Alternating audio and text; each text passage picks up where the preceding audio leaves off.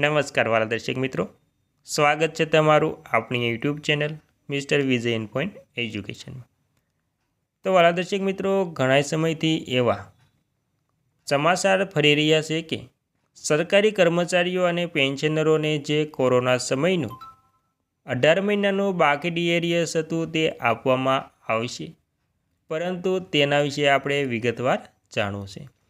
તો મિત્રો, જો 18 મહિનાનું બાકી ડીએરીએસ આપવામાં આવશે તો ક્યારે આપવામાં આવશે, અને જો તે 8મા પગાર પંચની સાથે અથવા તો જે 2026નું જાન્યુઆરીનું ડીએ છે તેની સાથે આપવામાં આવશે તો પેન્શન અને પગારમાં સૌથી મોટો વધારો જોવા મળે છે। તો મિત્રો, સૌથી પહેલાં આપણે એ જાણી લેવું છે કે જો 18 મહિનાનું ડીએરીએસ સરકારે જાહેર કર્યું છે કે આ ખાલી અફવા છે। તો મિત્રો, ઘણાય સમાચાર એવા પણ ફેલાતા હોય છે કે 18 મહિનાનું બાકી ડીએરીએસ આપવામાં આવશે, અને આપવામાં આવશે તો કેવી રીતે આપવામાં આવશે। તો મિત્રો, તમે જાણો છો કે કોરોના સમયે જે 18 મહિનાનું બાકી ડીએરીએસ રોકવામાં આવ્યું હતું તેના વિશે તો મિત્રો, સરકારે આખરે 18 મહિનાનું બાકી ડીએરીએસ જાહેર કર્યું, પરંતુ આ લોકોને નહીં મળે તેની આશા પર પાણી ફરી ગયું, અને આખરે 18 મહિનાનું ડીએરીએસ જાહેર કરીને આખરે સરકાર ચૂકી અને પેન્શન અને પગારમાં મેળવીને આપવામાં આવશે। તો મિત્રો, તમામ વાત એની હકીકતની કરીએ તો મિત્રો, સૌથી પહેલાં આપણે એ વાત કરીશું કે 18 મહિનાનું બાકી ડીએરીએસ સરકાર શું કહે છે। તો મિત્રો, રાજ્ય કક્ષાના મંત્રી પંકજ ચૌધરીએ ગૃહને જણાવ્યું હતું કે 2020માં કોરોના સમયગાળાને કારણે ઊભી થયેલી આર્થિક સ્થિતિ અને સરકાર દ્વારા લેવામાં આવેલા કલ્યાણકારી પગલાંને કારણે તેની આર્થિક અસર અનુભવાય છે। કેન્દ્રીય સરકારના જે કર્મચારી અને પેન્શનરોના 18 મહિનાના એરિયસનો મુદ્દો આજે રાજ્યસભામાં ફરી ઉઠ્યો છે। પ્રશ્નકાળ દરમિયાન ફરી એક વખત સરકાર તરફથી પેન્ડિંગ પેન્શનની મુક્ત કરવા અંગે પ્રશ્ન પૂછવામાં આવ્યા હતા।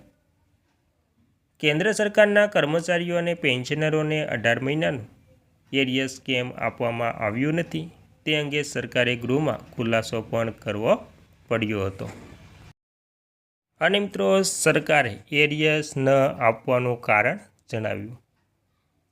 કેન્દ્ર સરકારના નાણાં રાજ્યમંત્રી પંકજ ચૌધરીએ જણાવ્યું હતું કે કેન્દ્ર સરકારના કર્મચારીઓ અને પેન્શનરોને મોંઘવારી ભથ્થા અને મોંઘવારી રાહતના 3 હપ્તા રોકવાનો નિર્ણય કોરોના સમયગાળા દરમિયાન કરવામાં આવ્યો હતો અને આર્થિક પરિસ્થિતિને ધ્યાનમાં રાખીને લેવામાં આવ્યો હતો, કારણ કે સરકારે જોગવાઈ કરવાની હતી। કલ્યાણકારી યોજનાઓ માટે વિશાળ ભંડોળ નાણાં મંત્રી પંકજ ચૌધરીએ ગૃહમાં કહ્યું હતું કે નાણાકીય બોજાને કારણે કેન્દ્ર સરકારના કર્મચારીઓ પેન્શનરોને 18 મહિનાના ડીએ બાકી રકમ આપવામાં આવી નથી। તો મિત્રો, પેન્શનરોને પણ 18 અને સરકારી કર્મચારીઓને 18 મહિનાના જે ડીએ બાકી હતી તે આપવામાં આવી નથી। નાણાકીય અસરને કારણે બાકી ડીએરીએસ નહીં મળે, પેન્શનરોના બાકી નીકળતા પ્રશ્નોના જવાબમાં રાજ્ય કક્ષાના મંત્રી પંકજ ચૌધરીએ ગૃહને જણાવ્યું હતું કે 2020માં કોરોના સમયગાળાને કારણે ઊભી થયેલી આર્થિક સ્થિતિ અને સરકાર દ્વારા લેવામાં આવેલા કલ્યાણકારી પગલાંને કારણે તેની આર્થિક અસર અનુભવાય છે।